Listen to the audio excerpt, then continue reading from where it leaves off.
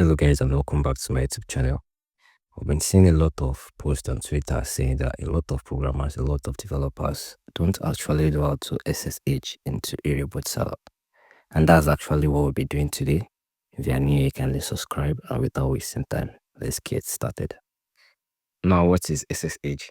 SSH or Secure Shell, simply put, is actually a network protocol that allows computers to communicate with each other and share data securely, even over unsecured network. Doesn't matter whichever network you're connected to, you'll be able to share data safely and securely. Now that we know this, you need to make sure SSH is installed on your computer. First thing you need to do in your Windows is to open up your settings and then go to System and Optional Features. Then you make sure you have the Open SSH client and Open SSH server.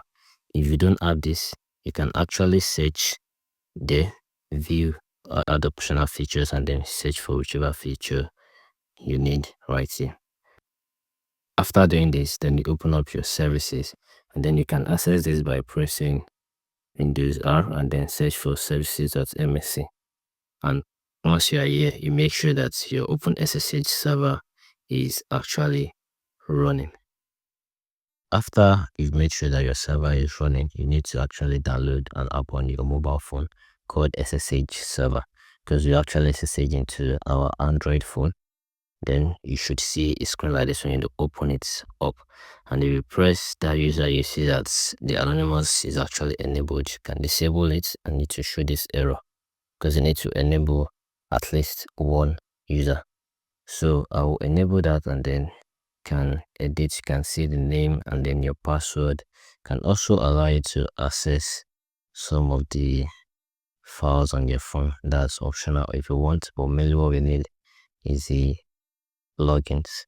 And then you start the server, and here you can see all the ports you can log into. So this is just it. Let's go back to our terminal and login. And so we'll press SSH and then log in with the IP that we have here. You can choose any of the IPs here. So we press that.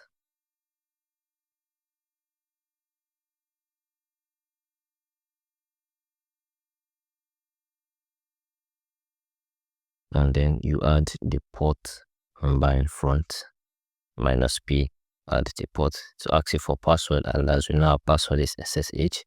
So you just type that and you can see it's connected already. Now that we are connected, what are the things we can do? First, you can access your system info with uname. So you can see right there. You can also access a particular directory. Take for example, I want to access the SD card. You can see it here. You can create a new file in that particular directory with touch.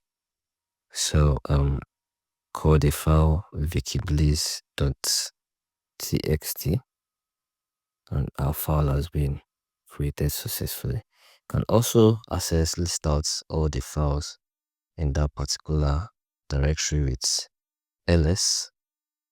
So can list out ls.la, and here is all the files we have there. You can see the newly created file that we have right there.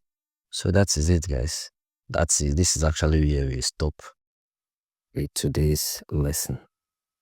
And if you're looking for other things you can do, you can technically just control all of this over your phone, as long as you're able to log in into that server.